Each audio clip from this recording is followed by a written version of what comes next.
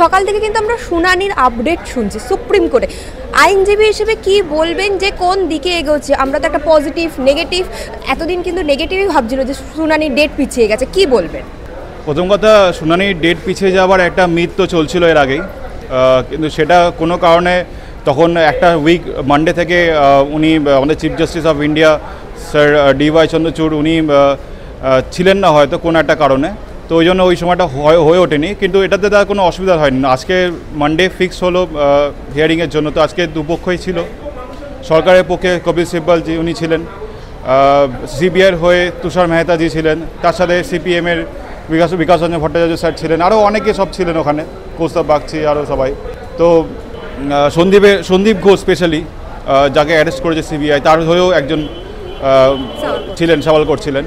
তো ব্যাপারটা হচ্ছে যে যেটা সুপ্রিম কোর্টের যেটা অবজারভেশন সেটা হচ্ছে যে এই যে CCTV ক্যামেরা, রাজ্য সরকার বলছে যে 3000 খানা CCTV ক্যামেরা নাকি ইনস্টল করা আছে। তো যদি CCTV ক্যামেরাগুলো ইনস্টল করা থাকে তাহলে তার যে ফুটেজগুলো সেগুলো কেন CBIর হাতে দিতে এত ডিলে হলো? 1, 2 নম্বর হচ্ছে যে CBIর হাতে যেসব এভিডেন্সগুলো পৌঁছেছে সেই সব এভিডেন্সগুলোর অর্ধেকটাই নাকি অলরেডি মানে তার চরিত্র পরিবর্তন করে দেওয়া হয়েছে। এবার চরিত্র পরিবর্তন করে তারপরে যদি কোনো সংস্থার কাছে কোনো মানে এরকম ইনভেস্টিগেশন সংস্থার কাছে যদি সেটা পৌঁছায় তাহলে তার ভিত্তিতে তারা ইনভেস্টিগেশনটা করবে, তাহলে সেখানে কী হবে? সেখানে ল্যাকুনা তৈরি হবে। এই কারণে যারা আসল দোষী তারা সেই যে ল্যাকুনাটাকে সেটাকে ধরে তারা কি করবে? তারা কোর্টের কাছে তার সাবমিশন দেবে, নিজেকে বাঁচানোর চেষ্টা করবে।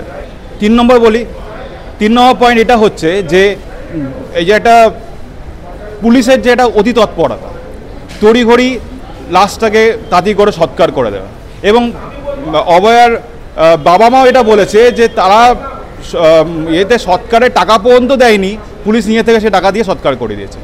এই এত সক্রিয় কেন?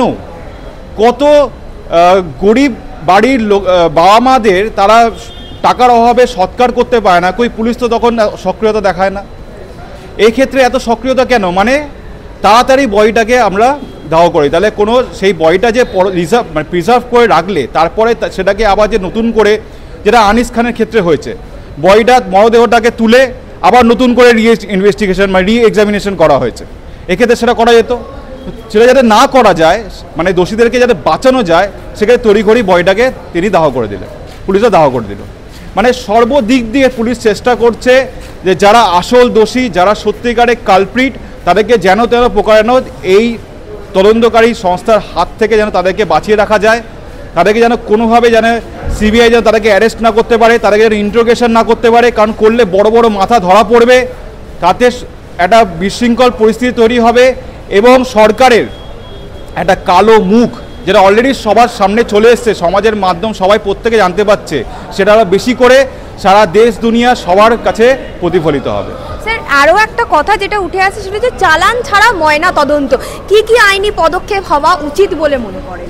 প্রথম কথা, সন্ধ্যে 6টার পর ময়নাতদন্ত হওয়াটাই হচ্ছে বেআইনি। এই বেআইনি কাজকর্মটা হলো কি করে? এই যে চালান ছাড়া বলছে যে ময়নাতদন্ত হয়েছে, এই যে একটা আইনি প্রক্রিয়া, এটা হচ্ছে যে এই যে বেআইনি কাজটা যেটা হয়েছে সেটার ক্ষেত্রে আগে দরকার ছিল ইমিডিয়েটলি হাসপাতাল কর্তৃপক্ষকে থানাতে একটা FIR করা, সেইটা হয়নি। 24 ঘন্টা পেরিয়ে গেছে এবং বাবা মা গিয়ে থানায় না গিয়ে FIR করছে। কেন বাবা মা গিয়ে FIR করবে? বাবা মা যতক্ষণ থানায় FIR করে ততক্ষণ এখানে মানে সন্ধে হওয়ার পরেও তার করে ময়নাতদন্ত করে বডি পুড়িয়ে দেওয়া হচ্ছে। মানে কি পরিমাণ অরাজকতা চলেছে এটা সবাই বুঝতে পারছে, সংবাদ মাধ্যম এটা প্রত্যেককে দেখিয়েছে, প্রত্যেকটা টিভি চ্যানেলে ফ্ল্যাশ হয়েছে, প্রত্যেকটা মানুষ বুঝতে পারছে যে কী পরিমাণ অরাজকতা চলেছে। হাসপাতালের সবথেকে বড় গাফিলতি যে তারা কোনো ফরমাল FIR করেনি। নির্দিষ্ট থানা যে লোকাল পুলিশ আছে তার ওখান থেকে মাত্র আসতে সময় লাগে 5 থেকে 10 মিনিট, সেখানে তার আধ ঘন্টা টাইম লেগে গেল হসপিটালে পৌঁছাতে।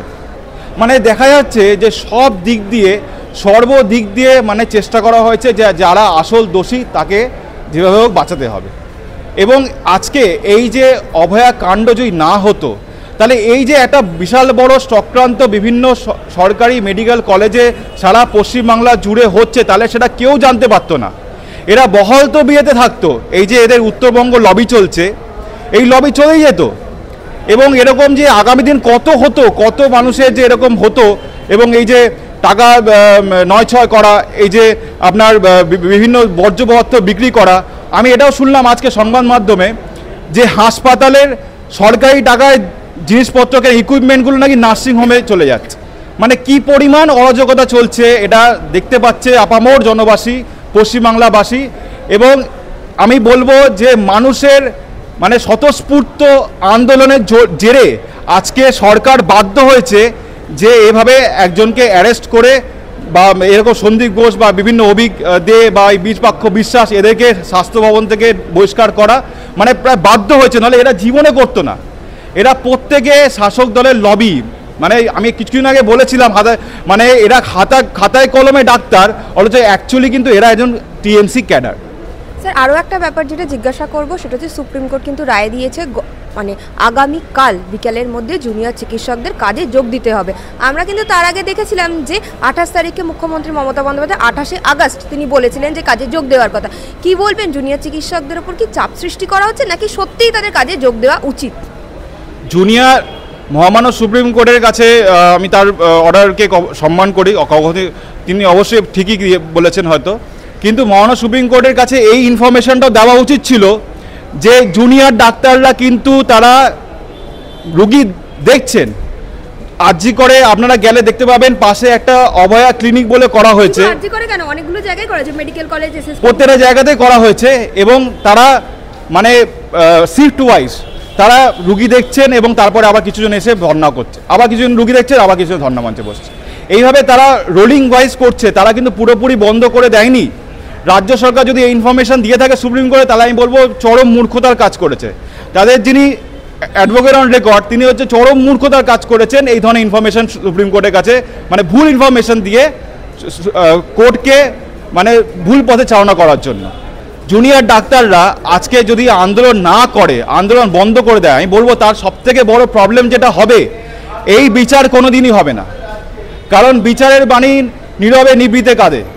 আজকে স্বতঃস্ফূর্ত মানুষের আন্দোলন হচ্ছে বলেই এই বিচার প্রক্রিয়া চলছে। যে মুহূর্তে আন্দোলন বন্ধ হয়ে যাবে সেই মুহূর্তে এই যে 5 তারিখের জায়গায় 9 তারিখ ডেট হয়েছে, এটা 25, 26, 27, 28, 29 হয়ে যাবে। 3 মাস 4 মাস পরে ডেট হবে, মানুষ ভুলে যাবে, যে যার কর্মে যে যার কাজে ব্যস্ত হয়ে যাবে, সবাই ভুলে যাবে।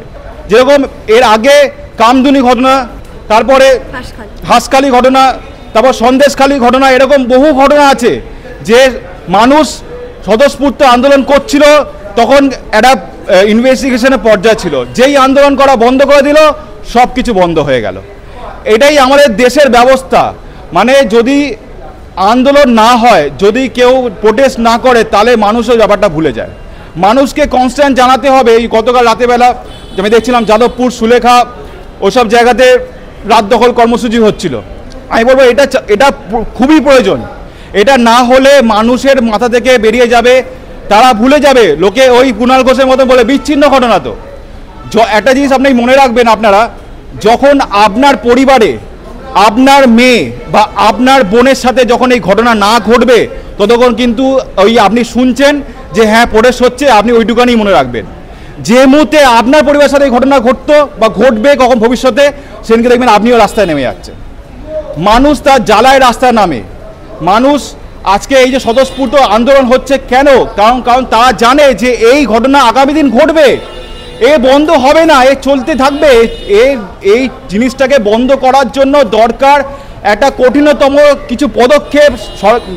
কোর্টের উচিত শাস্তি, যেটা আপামর জনবাসী, সারা ভারতবর্ষ, সারা পৃথিবীর মানুষ এটাকে একটা দৃষ্টান্তমূলক শাস্তি হিসাবে তারা দেখবে। এবং আগামী দিন কেউ এই ধরনের অপরাধ করার আগে 10 বার সে ভাববে যে আমি এই অপরাধ করলে আমার এই চরমতম শাস্তিটা হতে পারে।